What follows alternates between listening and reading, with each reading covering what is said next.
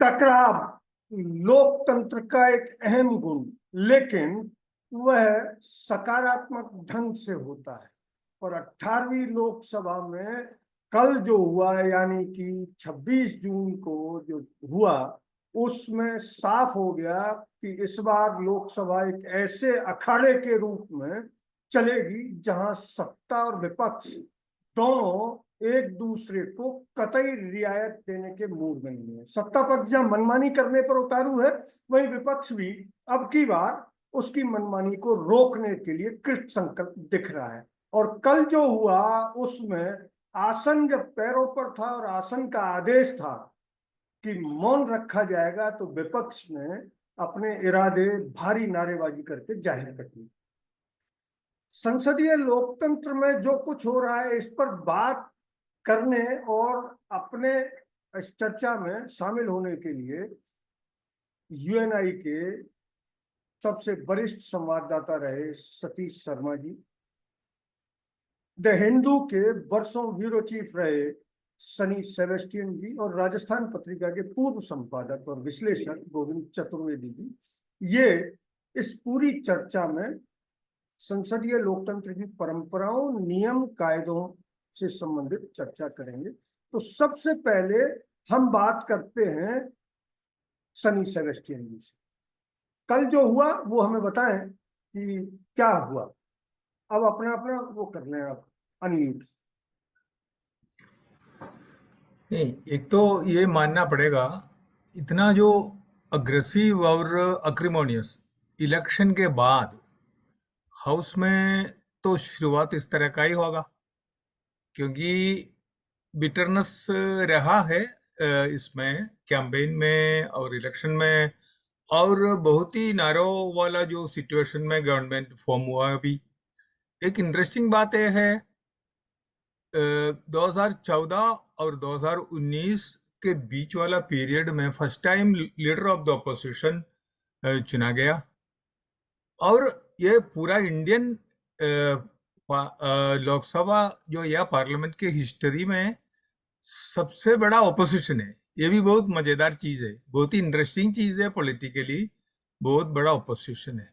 और 10 साल इस तरह का गवर्नमेंट जो है, इंडिया गवर्नमेंट इस तरह का जो शासन चलाया, ऑलमोस्ट ऑटोक्रेटिकली, उसके बाद लिबरल डेमोक्रेटिक ट्रांसपेरेंट जो तरीके से चलाने का जो कोशिश गवर्नमेंट नहीं करेंगे, तो ऑपोजिशन को करवाना पड़ेगा। ये स्थिति में टेंशन और फ्रिक्शन तो होगा ही।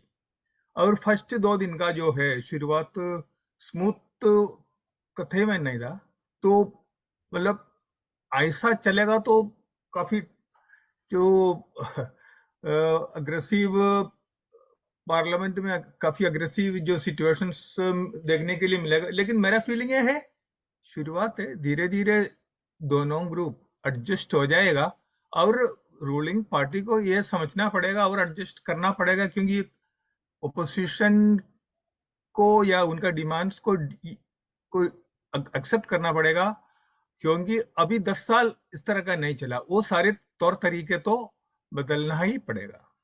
जी। लोकसभा अध्यक्ष ने कल एक नई परंपरा कायम की। अक्सर सरकार प्रस्ताव लाती है किसी भी मुद्दे पर, लोकसभा अध्यक्ष ने स्वयं उस पर प्रस्ताव रखा है, इमरजेंसी पर। इमरजेंसी की आलोचना होनी चाहिए, इसमें कोई दो राय नहीं है, लेकिन उन्होंने स्वयं प्रस्ताव रख ये साफ कर दिया कि वो ऐसे कलाकार के रूप में लोकसभा में नाचेंगे जो बीजेपी आला कमान के इशारे पर ताता थैया करते आए। सतीश जी बताएंगे कि आखिर लोकसभा अध्यक्ष को आगे बढ़ के जिन पर सदन चलाने की जिम्मेदारी है, उन्होंने ऐसा प्रस्ताव पारित करके या प्रस्ताव पेश करके क्यों ऐसी स्थिति बनने दी कि मौन के आदेश के बावजूद नारेबाजी हुई। सतीश जी। देखिए, आवाज आ रही है आपको? हाँ, आ रही है। देखिए, चर्चा को आपने मुझे दिया लोकसभा अध्यक्ष महोदय की उस पर टीका टिप्पणी करने के लिए, जबकि कल जो है जो कुछ हुआ उसमें मैं जो इमरजेंसी मानता हूँ वो विपक्ष के नेता की मानता हूँ, और लोकसभा अध्यक्ष को अपने पहले ही भाषण में अपने नए सदन में पहले इनकी कार्यसूची में पहला उन्होंने रखा आइटम वो एक ऐसे घटना पर निंदा प्रस्ताव पारित करने के लिए रखा जिसमें जो है इस घटना को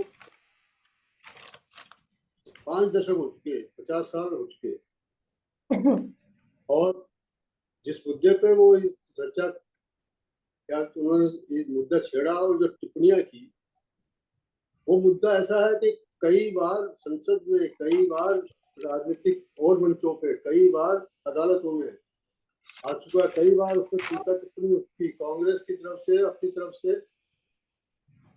माफी मांग ली, रियलाइज कर लिया, जस्टिफिकेशन कर दिया, ठीक है, इमरजेंसी को आप जस्टिफाई नहीं कर सकते, लेकिन आपको ये भी ध्यान रखना पड़ेगा कि इमरजेंसी जिस नेता ने लगाई उसका डेमोक्रेसी में कितना फेट था इसमें देखिए कि खुद ही उन्होंने रिवर्ट भी किया, खुद ही, किसी दूसरे ने फोर्स नहीं किया, किसी दूसरे ने नहीं लगवाई, दूसरे ने नहीं हटाई, जो कुछ उन्होंने किया उसको रिवर्स भी खुद सोनिया वो इंदिरा गांधी जी ही करके गई। और ऐसी घटना को लेके आप नए सदन में पहले दिन अध्यक्ष के अपने उद्घाटन भाषण में, उद्घाटन उद्बोधन में आप उस मुद्दे को छेड़ रहे हैं। इसमें आप सदन के अध्यक्ष की विवेक पे, उनकी शक्तियों पे, उनके किसी फैसले पर टीका टिप्पणी नहीं कर सकते, लेकिन इसमें तो साफ साफ एक राजनीतिक सोच तो दिख ही रही है। जो मुद्दा आप छेड़ रहे हैं वो पर्टिकुलर एक राजनीतिक पार्टी को टारगेट करता है और वो सूट करता है आपकी सत्ताधारी पार्टी को, तो उसमें तो सीधी सीधी कहीं न कहीं इंक्लिनेशन दिख ही रहा है। अब ये बोल दें कि साहब उन्होंने राजनीति से प्रेरित होके ये काम किया तो आपके लिए, मेरे लिए समस्या हो जाएगी, तो ऐसा तो नहीं, लेकिन जब चर्चा होगी, विवेचना होगी, तो ये बात तो आएगी कि ऐसा क्या था जिसकी वजह से अध्यक्ष जी को पहले ही दिन, पहले ही अपनी कार्य के रूप में ये एक अप्रत्याशित कदम उठाना पड़ा, और एक राजनीतिक जो मुद्दा था, दलगत राजनीति जिसमें सीधी सीधी इन्वॉल्व थी, उसको उन्होंने अपने अपने शो मोटो सदन की तरफ से प्रस्ताव पारित करवाया। अब इसमें तो चाहे वो राहुल गांधी है, चाहे पूरा साझा संयुक्त विपक्ष है, उनको वो देवर ड्यूटी, उनको तो इसका विरोध करना ही करना चाहिए था, उन्होंने किया। अब उसमें आप कहो कि साहब उसमें धमकी दे दी, ये कर दी, वो कर दी, तो इसको मैं, हम जैसे मीडिया के महापुरुषों की सोच मानता हूँ। विश्लेषण आप क्या लिख रहे हो, एडजेक्टिव आप क्या लगा रहे हो, शब्द चयन आप क्या कर रहे हो, आपने सीधे सीधे राहुल गांधी को ड्रॉप करने की कोशिश की, सीधे सीधे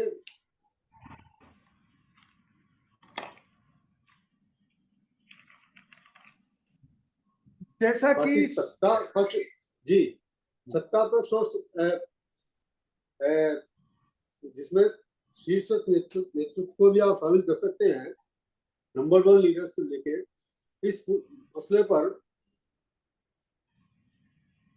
भावना क्या रही होगी, दुर्भावना रही होगी कि सद्भावना रही होगी, इसका तो ओपन सीक्रेट है, वर्ड राइटिंग है, कोई भी समझ सकता है।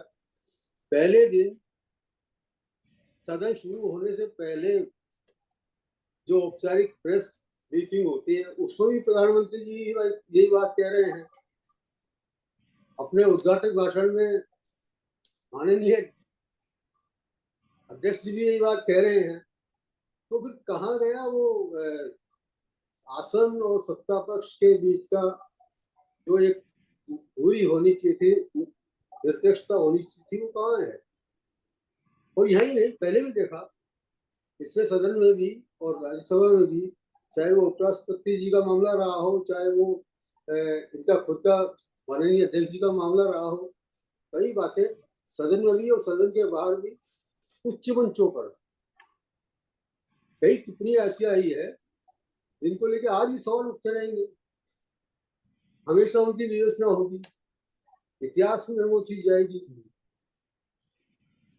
जैसा कि सतीश जी ने बताया, गोविंद जी के सामने एक यक्ष प्रश्न मैं रख रहा हूं कि भारत में संसदीय लोकतंत्र पिछले 75 साल से है।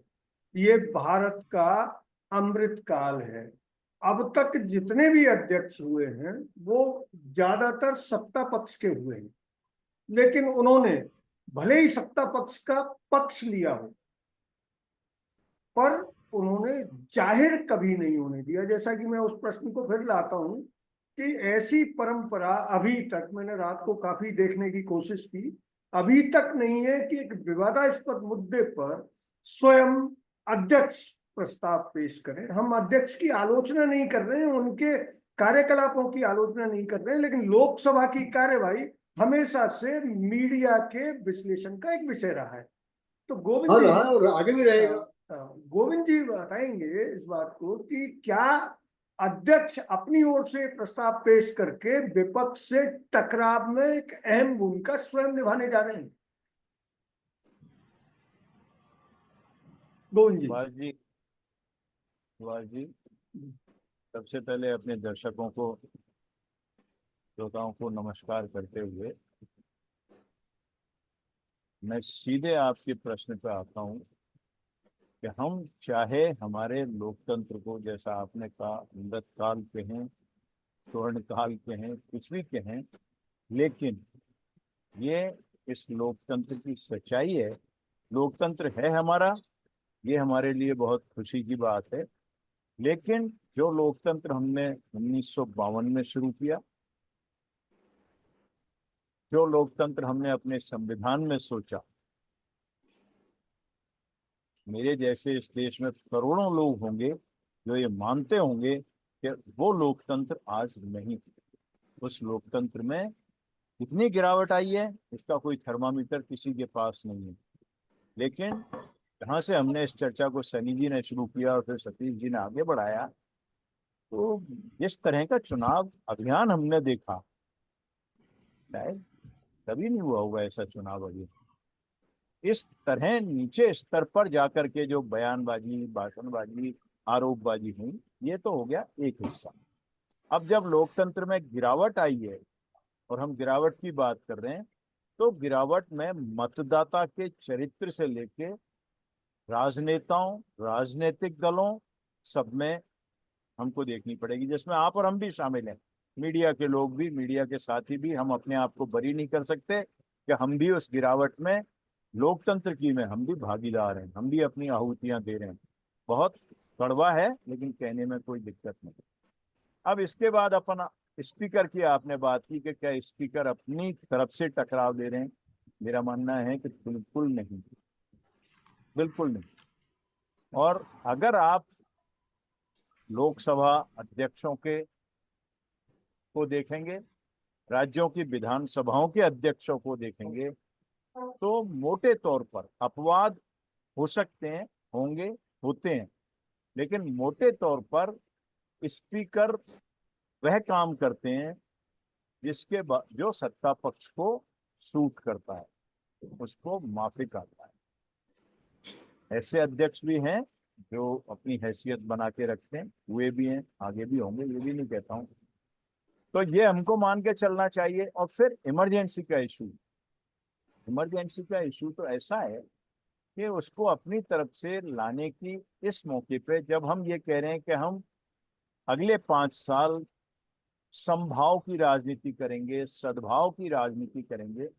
जो कल शायद मुझे ध्यान है सब जब स्पीकर की हुई और उसके बाद उनको लेकर के गए आसन पर प्रधानमंत्री, विपक्ष के नेता, संसदीय कार्य मंत्री, उसके बाद जब विभिन्न दलों के नेता बोल रहे थे तो शायद सुप्रिया सुले ने कहा, एनसीपी शरद पवार की जो है, उन्होंने कहा कि लोकतंत्र में सदन को चलाने का बड़ा जिम्मा सरकार का, विपक्ष का रोल 2 नंबर का, सदन को चलाने का, कोरम को पूरा रखने का, वो सारी चीजें उसमें शामिल है।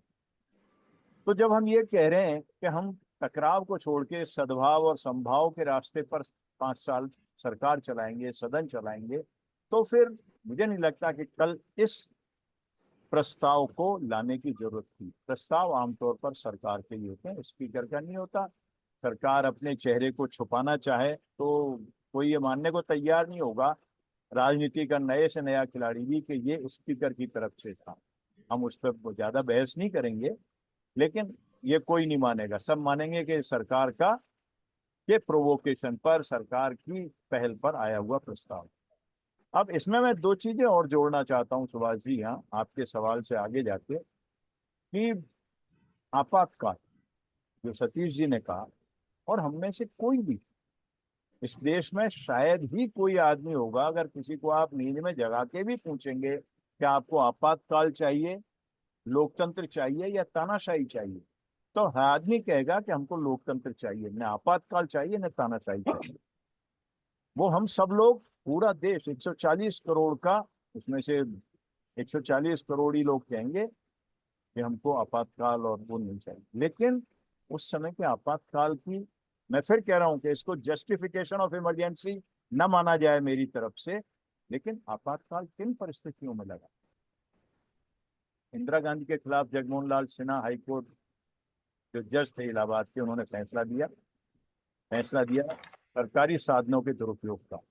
अगर उन सरकारी साधनों के दुरुपयोग को आज आप नई पीढ़ी के सामने रखें और आज जो सरकारी साधनों का दुरुपयोग हो रहा है उसकी तुलना करें, 1,00,000वां अंश भी नहीं होगा। नई पीढ़ी खुद आगे बढ़ के कहेगी, करे इस पर उनकी सदस्यता रद्द करने की बात हुई। खैर, सदस्यता रद्द हुई, इस्तीफा हो गया, सुप्रीम कोर्ट से स्टे मिल गया, लेकिन उसके बाद जो परिस्थितियां बनी, तो आप ये कह रहे हैं बड़ौदा डायनामाइट कांड क्या था, उसमें कौन कौन लोग शामिल थे? आप रेल की पटरियों को उखाड़ रहे हैं, कौन थे वो पूरा देश जानता है।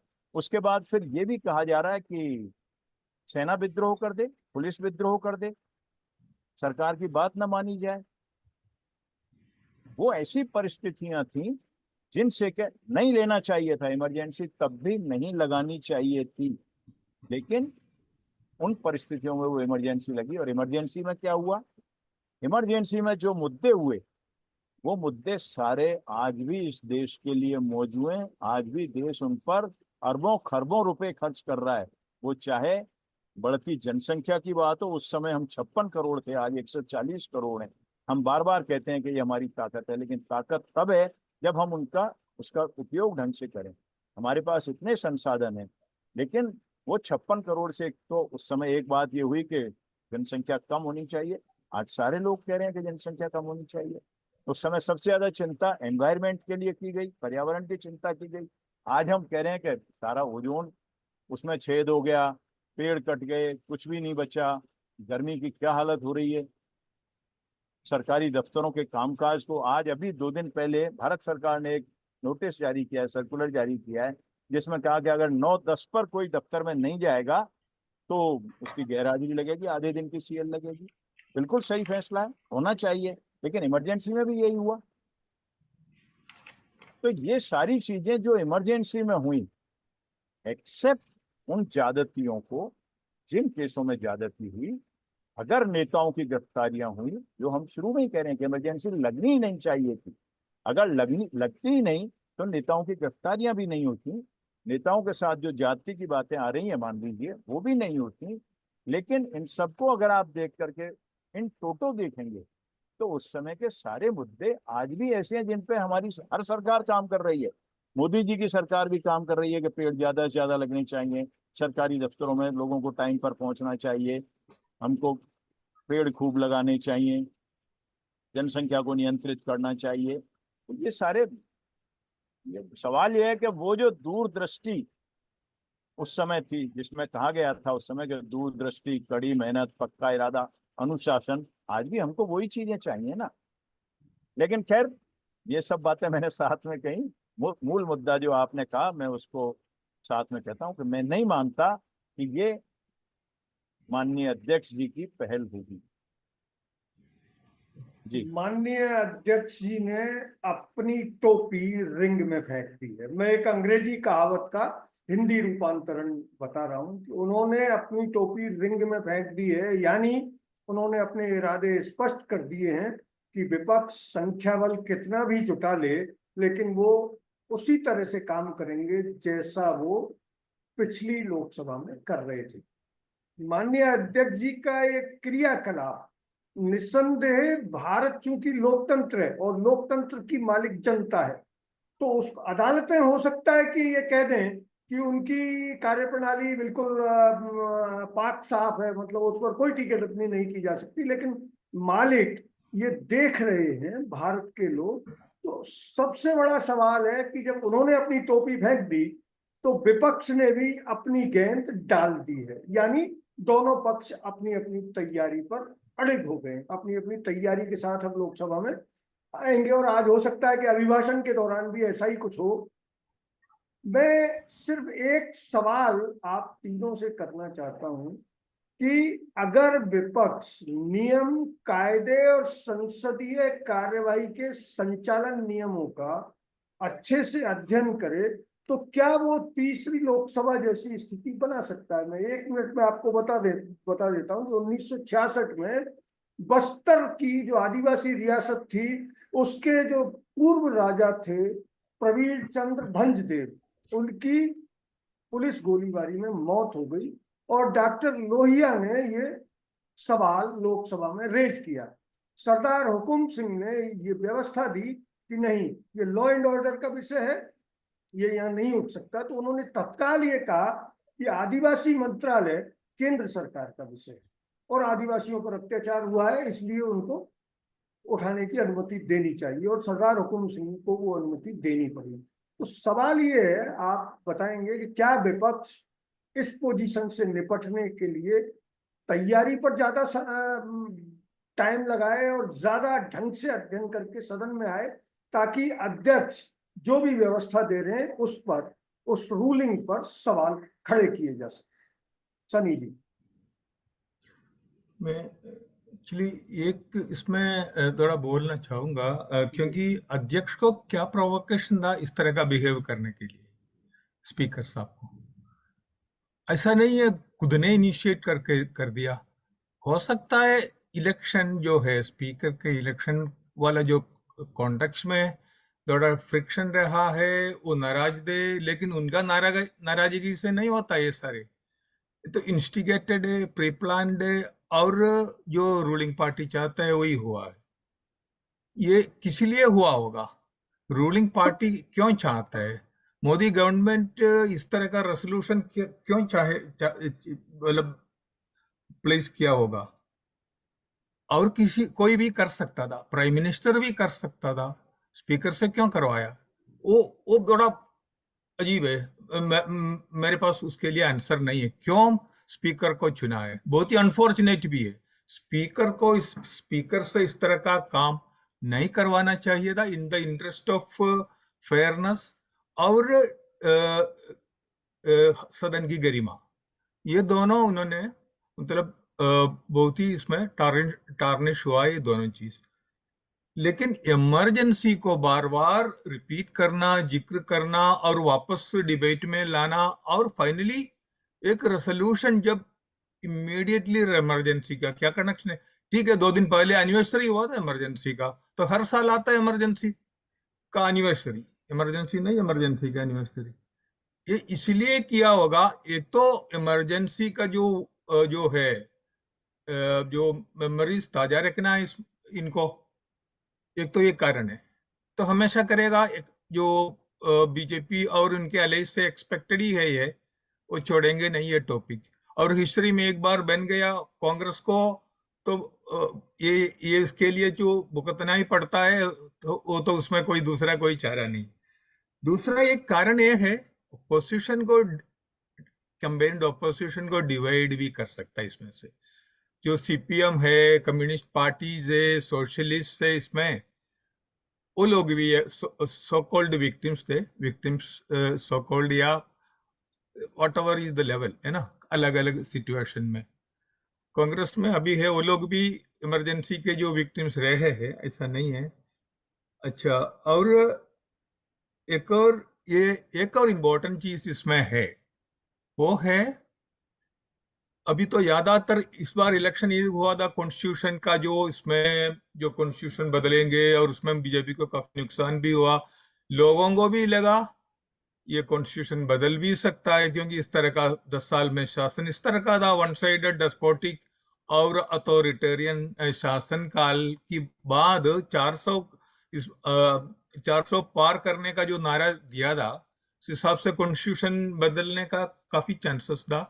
इसलिए कॉन्स्टिट्यूशन का महत्व अभी ज्यादा इम्पोर्टेंस दिख रहा है।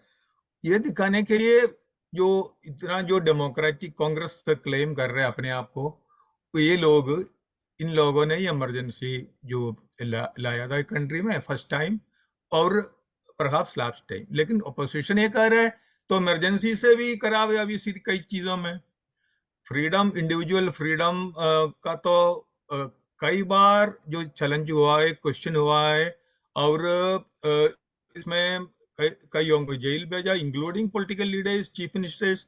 कभी नहीं हुआ फाले, कभी नहीं हुआ, इस तरह का जो है उसको बैलेंस करने के लिए ये सब कर रहा है, ये फीलिंग है। अच्छा, और स्पीकर का न्यूट्रलिटी नहीं होना, वो तो सच बताऊं, सबसे बड़ा नुकसान रूलिंग पार्टी को ही है। ये कोई शरीकी काम नहीं हुआ, मेरे ओपिनियन में उनसे गलती हुआ ये। अगर स्पीकर का क्रेडिबिलिटी वो नहीं होता या मेंटेन नहीं कर पाता, तो बहुत नुकसान है उनको। लेकिन अभी तो शुरुआत से क्रेडिबिलिटी क्वेश्चनेबल हो गया। ये कुल मिला के सेल्फ गोल ही मानूंगा मैं। जी सतीश जी, बात यह है कि क्या नियम, चूंकि जो होना है वो हो चुका, और आगे का रास्ता भी तय हो गया कि टकराव लगातार होगा और उसमें कई परंपराएं टूटेंगी। लेकिन क्या स्पीकर को सरदार हुकुम सिंह जैसी पोजीशन में लाया जा सकता है, जब वो लोकतंत्र को महत्व दें और नियम कायदों को महत्व दें? हमारे पास समय थोड़ा सा कम बच रहा है, तो जरा संक्षिप्त में तो बताइए सतीश जी। आप चाहते हैं ना केवल औपचारिकता बरतूं? नहीं नहीं नहीं, औपचारिकता नहीं। अच्छा, खैर मैं बोल रहा हूँ, एक्चुअली जो ओवरऑल डेवलपमेंट है और जो नैरेटिव पिछले हाल 6 महीने से रहा है, उसमें उसका फाइनल जो वो हुआ है पटाक्षेप, उसके हिसाब से तो आज की स्थिति में अपोजिशन के लिए और अपोजिशन लीडर्स के लिए, खास तौर से अपोजिशन लीडर राहुल गांधी के लिए शुभ पर मानता हूँ। कल जो उनका वहां शो था वो भी काफी प्रभावी था। आप ये कह सकते हैं कि अभी जो सनी साहब ने कहा कि वो क्यों लेके आए, ये इनसे क्यों करवाया, उसका जो मुझे सबसे ज्यादा लॉजिकल रीजन समझ में आता है वो ये है कि जो एक बहुत ही विराट नैरेटिव, बहुत ही शोर शराबे वाला हो गया था, और जिसने पब्लिक को वो भी किया था, इम्पैक्ट भी किया था, वो था कॉन्स्टिट्यूशन थ्रेट में है, खतरे में है, कॉन्स्टिट्यूशन बचाना है। राहुल गांधी एक छोटी पॉकेट बुक लेके अपने भाषण में हमेशा एक हाथ ही रखते थे, गीता की कसम खाता हूं पर इस साइड में, और तो वो जो बना उसको स्ट्रॉन्गली मिटिगेट करने के लिए, उसके इम्पैक्ट को, एक तो उन्होंने ये चीज चुनी। दूसरा, इसका लीडर जो इसके नायक थे इस नैरेटिव के, वो 2-4 साल से चल रहा था, उसके जो वास्तविक नायक मानोगे वो तो आप निर्विवाद रूप से राहुल गांधी को मानोगे। तो राहुल गांधी इमीडिएटली कैसे डैमेज हो, ये इनको राहुल गांधी को डैमेज करने का जो है, इसमें करीब 1.5 दशक से चल रहा है कार्यक्रम। एकल एक सूत्री कार्यक्रम है, वेल डिफाइंड है। प्रधानमंत्री पद के उम्मीदवार घोषित होने से पहले श्रीमान जी को ये कार्यक्रम उनकी मशीनरी ने 2-3 साल पहले शुरू कर दिया था। बल्कि ये कह सकते हैं जब जयपुर के चिंतन शिविर को उपाध्यक्ष बनाया था तब से ये कार्यक्रम शुरू हो गया था। अभी वो पीक पे पहुंच गए, तो किसी तरह उनको इस नैरेटिव से ज्यादा राहुल गांधी को वो डाउन उनको करने का वो था। जबकि कल जो सिचुएशन बनी है उसमें वो ये मान कर सकता हूँ मैन ऑफ द मैच अगर कल कोई हाउस में रहा होगा तो चाहे वो उनके क्या बोलते हैं उसको, सेहरा पढ़ने के अध्यक्ष महोदय के लिहाज से दिया गया भाषण, पहला भाषण था, उसमें भी उन्होंने जो इफेक्टिवली 2 लाइन में सारी बात बोल दी है, राजनीतिक ताकत और जनता की आवाज को कंपेयर करके, वो प्लस जो फिर इमीडिएटली एक्सटेम्पोर प्लानिंग इनकी हुई होगी, जो कुछ विरोधी प्रस्ताव आया उस पर फिटिंग स्टैंड लेने की, सांस लेने की, विरोध करने की, अंदर भी विरोध करने की, बाहर भी विरोध करने की, उस हिसाब से कल मैं मानता हूं कल का दिन विपक्ष के लिए था और उसका कहीं न कहीं घाटा उठाया वो अध्यक्ष की गरिमा ने उठाया। तो अब आप सवाल उठता है कि आगे आप कर सकते हो क्या? तो शक्ति के हिसाब से, ताकत के हिसाब से और जिस उससे ड्रेसिंग उसमें राहुल गांधी अभी लड़ने लगे हैं कई अरसे से, उस हिसाब से देखा जाए तो आप इसको आप आशावान रह सकते हैं। लेकिन सबसे बड़ी इशू जो है विपक्ष के साथ और खासतौर से कांग्रेस के साथ, वो पॉलिटिकल सिचुएशन की मिस हैंडलिंग की है। और उसका आपने देखा होगा 5-7 साल का लंबा इतिहास है, कई राज्यों में भी, केंद्र में भी। अभी भी आपने देखा बेशक इनकी रणनीति पे चल रहे थे, लेकिन अध्यक्ष के इलेक्शन में भी इन लोगों ने आपस में विरोधाभासी स्थान से सामने आए ही आए। ये मिस हैंडलिंग जो है वो इनको महंगी पड़ी। अगर ये उसको हैंडल कर लें, उसको देखें, तब तो ठीक है, नहीं तो फिर वही होगा। अभी कल ही शायद पेशी है कहीं श्रीमान राहुल गांधी जी की किसी अदालत में, शायद MP या UP में, उनको फिर आप किसी बहाने करके 2 साल के लिए सजा सुना दोगे। तो अहम बात यह है कि विपक्षी दल, जो प्रमुख विपक्षी दल है, प्रिंसिपल पार्टी है, उसको सब लोगों के साथ कैसे कोऑर्डिनेट करें कि अंदर माथे फोड़ लो एक दूसरे के, लेकिन आवाज बाहर जो निकले वो यूनाइटेड उसकी निकले, एकजुटता की निकले। और उसके लिए विरोध आप चाहे हाउस में करो चाहे सड़क पे करो, आपको ये जो आप कह रहे हो नियम कायदों के साथ एक बात और है, आपको वाक्यावली, शायद सेंटेंस या फ्रेजेस को क्या बोलेंगे वो, और शब्दावली, इस पे गौर करना पड़ेगा। शब्दों का चयन बहुत जरूरी है। इसके लिए अभी कांग्रेस पार्टी के पास में जो है बहुत बड़े नेताओं की बहुत बड़ी वो नहीं है जो सिलेक्शन ऑफ वर्ड्स पे, ड्राफ्टिंग पे, इन चीजों पे ध्यान दे, बोलने में ध्यान दे। राहुल गांधी यहाँ कमजोर है। ओके, इसको आप कैसे करोगे? वो और दूसरी पार्टीज में जो है उनमें चलिए मान लीजिए, लेकिन उनका इम्पैक्ट कब होगा जब आप टॉप से ठीक क्या होगा। तो उसमें कोई ऐसी स्ट्रक्चर बने जिसमें सीजन लीडर्स जो है, जो इस बारीकियों से वाकिफ हो, चाहे वो आपके हमारे यहाँ गहलोत साहब हो और हो, उनको कम से कम मार्गदर्शन में इनके कोई ऐसा स्ट्रक्चर हो कि वो मॉनिटरिंग की कम से कम व्यवस्था इन चीजों की हो। जी, सुभाष जी, जी आपके इंटरवेंशन टाइम को रोकते हुए मैं एक जी लाइन में कहता हूं कि जी अगर तैयारी करके जाने की बात हो, नियम कायदों को लेकर के चलने की बात हो, नियम कायदों से काम कराने की बात हो, तो बहुत आराम से, अगर तय करके कोई बैठा है तो बात अलग है, अदरवाइज बहुत आराम से सारे काम कराए जा सकते हैं। ये दुर्भाग्य की स्थिति है कि चाहे सत्ता पक्ष हो चाहे विपक्ष हो, उसमें सदन के नियम कायदों को जानने समझने वाले, पुराने दृष्टांतों को याद रखने वाले लोग कम है। कल ही जब ये सारा सब कुछ हो रहा था स्पीकर के इशू पर, तब हमारे संसदीय कार्य मंत्री कह रहे थे कि जो नारेबाजी की है इन्होंने, ये कायदे के हिसाब से है या नहीं, नियमों के तहत हो सकती है या नहीं, इसको हम देखेंगे।